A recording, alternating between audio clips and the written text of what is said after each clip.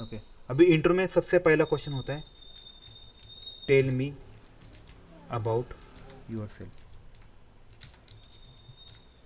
Okay, अभी आजकल इसी क्वेश्चन के बोलते हैं कि what are your roles and responsibility.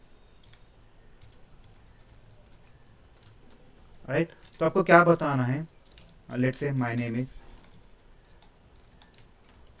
Yogesh Yadav.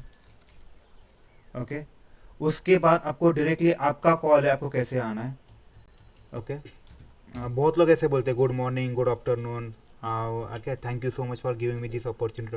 अगर आप वो नहीं बताया तो भी चलता है, क्योंकि कैसे पता है क्या, उससे ये नहीं फर्क पड़ता है कि आपका नॉलेज कितना है।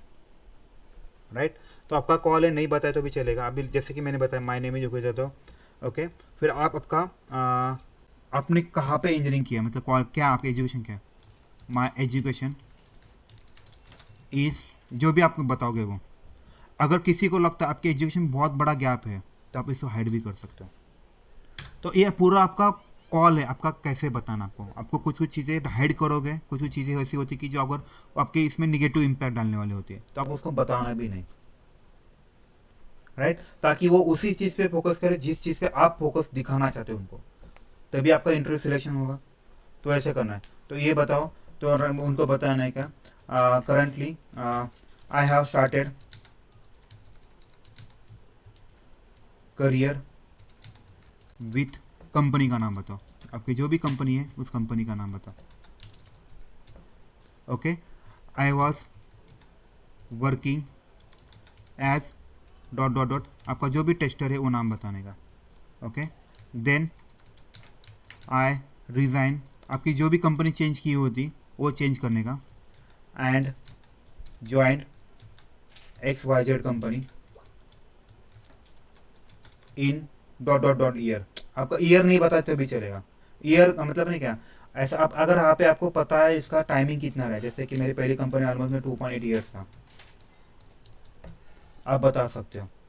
और दूसरी कंपनी में मान लो आप उस कंपनी में भी कुछ काम कर रहे हो, आपको मान लो 1 साल ही काम किया है, तो वो बताओ। Then right now I am currently working on something company, बराबर। तो उसके बाद आपको डिग्री जम मारना है, करंटली, ये बहुत important, currently my roles and responsibility. अभी इसमें से बहुत से ऐसे लोग होंगे जिनको मैनुअल भी आता है और ऑटोमेशन भी आता है। राइट, ये बहुत इंपॉर्टेंट है। ओके, इसको बहुत से लोग ऐसे कि इनको मैनुअल भी आता है, ऑटोमेशन भी आता है। अभी आपको जाना किस में है, जैसे मैं आपको लॉजिक बता, अगर आपको ऑटोमेशन में जाना है, देखो अगर आपका पूरा आपका पता है आपको मेरा स्ट्रॉन्ग है, कोडिंग स्ट्रॉन्ग है, ऑटोमेशन में आना है, तो आप उनको बताओगे I am working as 80% automation, automation task and 20% manual task. अभी इसमें लोग क्या करते हैं पता है क्या, मैंने जितना ऑब्जर्व किया ना, अगर मान लो किसी का 5 साल का एक्सपीरियंस, 5 ईयर्स ऑफ एक्सपीरियंस, वो क्या बोलते हैं पता है क्या, मैंने फर्स्ट 3 ईयर्स मैनुअल पे काम किया, I work on manual, then I work on, then 2 years, ऐसे लिख, इवन रिज्यूम में भी लिखते 2 ईयर्स ऑन ऑटोमेशन, ऐसे लिखते दो, बड़ा बहुत से लोगों को देखे मैंने। क्यों लिखना है भाई, सिंपल परसेंटेज में बोलो ना, हाँ मेरा आया, मेरा टोटल 5 ईयर्स का एक्सपीरियंस है, उसमें मैं ऐसे बोल सकता, जिसको 70% या 80% ऑटोमेशन और 30% जो भी कैलकुलेशन है वो बताओ। अब ऐसा अलग अलग मत बताओ कि मेरा इसमें से 3 ईयर ये था, वैसे ना, अपने पूरे करियर में ही ऑटोमेशन किया है। लेकिन आप ये परसेंटेज बोलोगे ना, ये बहुत इम्पैक्ट करेगा। जैसे मैंने बताया मेरा 5 साल का एक्सपीरियंस है, और मैंने बताया मेरा 90% ऑटोमेशन है और 10% मेरा मैनुअल है, तो उनको पता चला रहा है ये मैक्सिमम बंदा ऑटोमेशन का है। अगर उनको बोलोगे आप मेरा 90% मैनुअल है और 10% ऑटोमेशन है, अब ये भी बोल सकते हो। या फिर आप ऐसे बोल सकते हैं मेरा 80% मैनुअल है, now I am shifted to automation team. तो अब बताओ उनको 2 साल 3 साल कब से आपको बता रहे हो। राइट, लेकिन रिज्यूम में ऐसा कभी मत लिखो कि ना मुझे 5 ईयर्स का एक्सपीरियंस है और मैनुअल का इतना इसका, ऐसे कभी नहीं करने का। आजकल बहुत लोगों को ऑटोमेशन का एक्सपीरियंस चाहिए, मैनुअल तो चाहिए ही, ऑटोमेशन का भी होता है। आजकल ऑटोमेशन जिस जिस बंदे को ऑटोमेशन भी आता है, मैनुअल भी आता है, उसको बहुत प्रेफर करते हैं।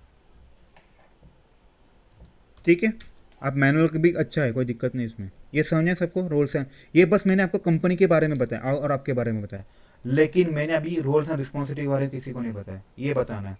नाउ ये वाला क्वेश्चन पूछता है, रोल्स एंड रिस्पॉन्सिबिलिटी, रिस्पॉन्सिबिलिटी आपको क्या बताना इंट्रोडक्शन विचारले तर रोल्स अँड हो, ते रिस्पॉन्सिबिलिटी पण सांगावं लागतं, सांगायचं. तेच मेन असतं ना सबसे ज़्यादा, यही इम्पोर्टेंट, वो यही चाहते कि आप ये मुझे बताओ, राइट। तो आपका रोल्स एंड रिस्पॉन्सिबिलिटी क्या होता है, बग देखिए, पहला पहला टास्क बताना है, गैदरिंग रिक्वायरमेंट्स फ्रॉम क्लाइंट्स और मैनुअल क्रिएटिव, ये बताने का उनको। उसके बाद क्या होता है, ऑटोमेशन के लिए आप सारी चीज़ें ऑटोमेट करते हो क्या, नहीं करते, कुछ कुछ चीज़ें होती है वो आप ऑटोमेट नहीं कर सकते।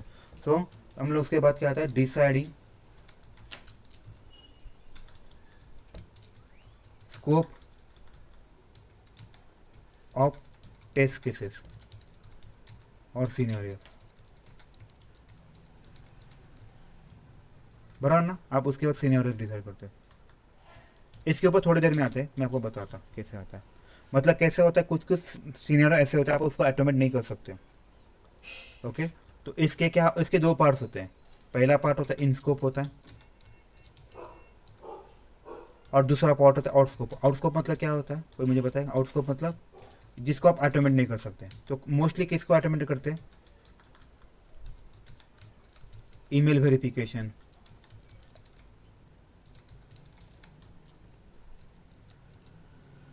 दूसरा ओटीपी वेरिफिकेशन,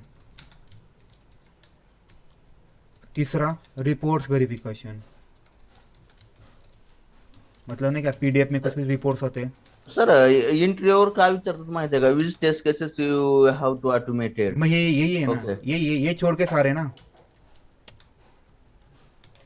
वही तो मैं बता रहा हूँ आपको इनडायरेक्टली। रिपोर्ट वेरिफिकेशन, उसके बाद क्या कर सकते हैं आप, batch job related test cases. उसके बाद क्या करोगे,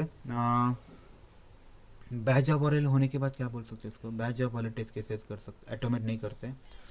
और दोस्त, ये बहुत इंपॉर्टेंट, दोस्त test cases are useful for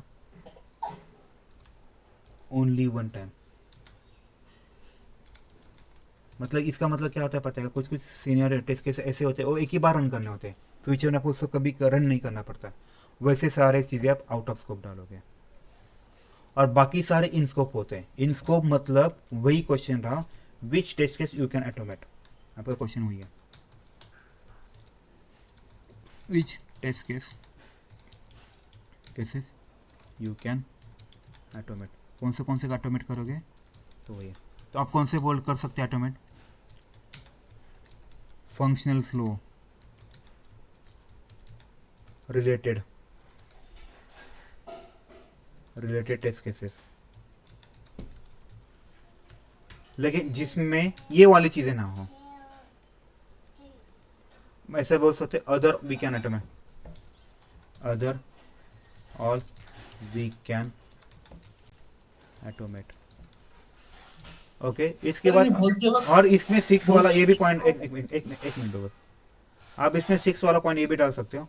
कुछ कुछ जगह पे नहीं क्या, फॉन्ट साइज, कलरिंग के भी कुछ कुछ टेस्ट केस होते हैं, right. Colouring, colour of text box, colour of page, नहीं क्या, वो वाला भी आप आउट ऑफ स्कोप करते हो। बाकी सारे अदर भी ऑल वी कैन ऑटोमेट। समझे सबको। अगर किसी को स्पेसिफिक चाहिए तो बोलो। आप फंक्शनल फ्लो करते हैं, हम लोग फंक्शनल फ्लो ऑटोमेट करते हैं, और क्या, कौन सा और क्या ऑटोमेट कर सकते हैं हम लोग, regression. Regression related test cases,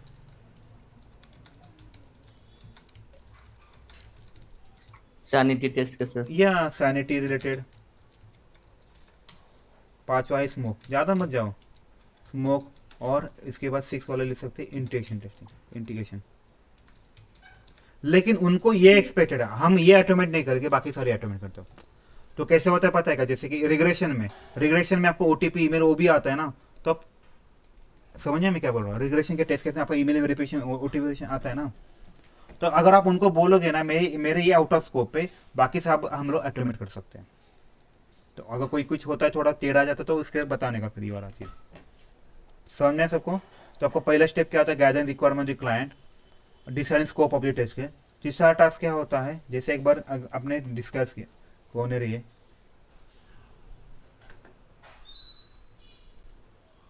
sorry sir. ठीक है एक मिनट, इधर कहाँ है?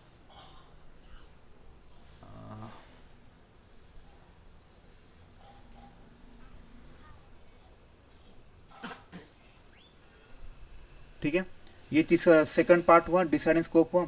तीसरा क्या आ सकता है, अगर आपका एक बार स्कोप डिसाइड हुआ तो आप क्या करोगे, नाउ टेल में आप पूरा टेस्ट केस लिखना चालू करोगे। बराबर, आपको पता चला मेरे पास 100 टेस्ट केस थे, उसमें से मैंने मान लिया मुझे 80 टेस्ट केस मुझे ऑटोमेट करना है, तो आप उसके बाद क्या करोगे, क्रिएटिंग दो टेस्ट केसेस है, क्रिएटिंग और उससे बोलते हैं ऑटोमेटिंग दो टेस्ट केसेस। चौथा पॉइंट क्या होता है, एग्जीक्यूटिंग दो टेस्ट केसेस। बराबर।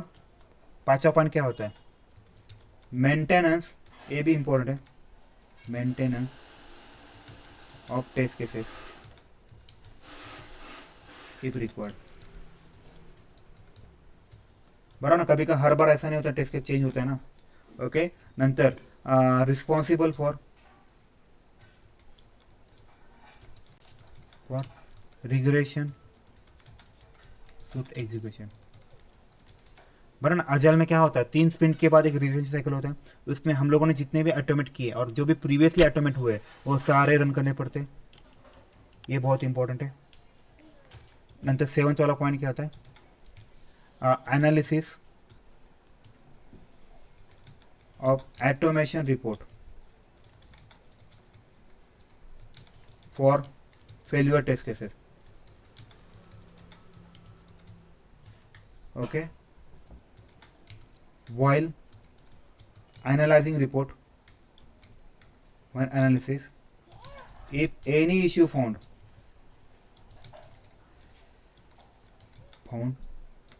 then उसके बाद क्या करते हैं, if any issue found then raise a bug in Jira। 9 point क्या होता है, 9 पॉइंट क्या है, then coordinate with respective developer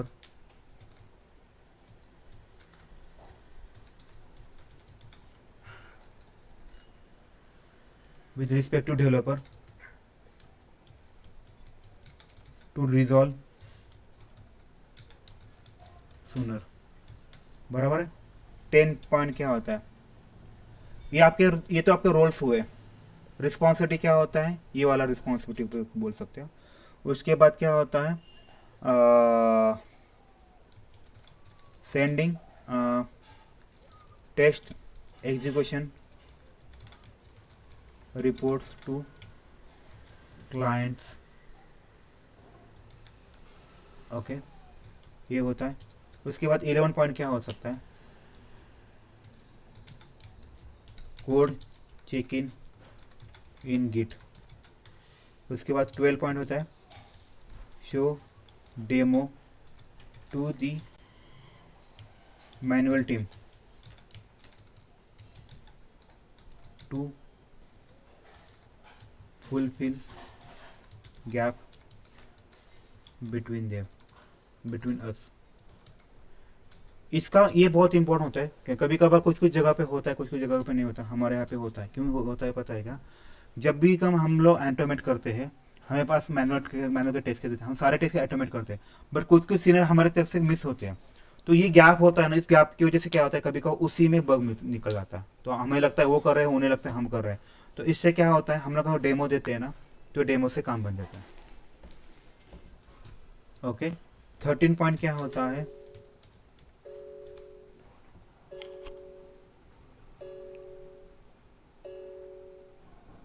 okay 13 point क्या बोलते हैं, बोल सकते हैं गैप निकालना है, फुलफिल होगा। ओके क्या है, involving in sprint planning. Okay, और चौथा क्या होता है, gives updates to the scrum master about automation progress और एनी ब्लॉकेजेस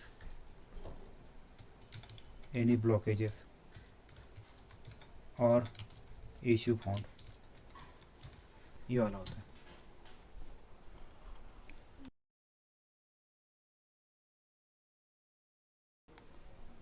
सबको समझे क्या क्या पूछ सकते हैं, तो आपको इतना बताना है उनको। तो देखो, तो आप बताओ मुझे, अगर यह आपने चालू किया तो आपको कितना टाइम लगेगा, ये सब 3-4 मिनट हो जाएंगे, बस आपको 3-4 मिनट ही लेना है उनके। अब अगर 2 मिनट में 1 मिनट में खत्म कर दो, अरे यार ये क्या है, उसको कुछ आता है कि नहीं, ऐसे बोलते हैं। समझे, किसे कुछ ऐड करना है इस केस में, अभी लगता है ऐड करने की जरूरत है।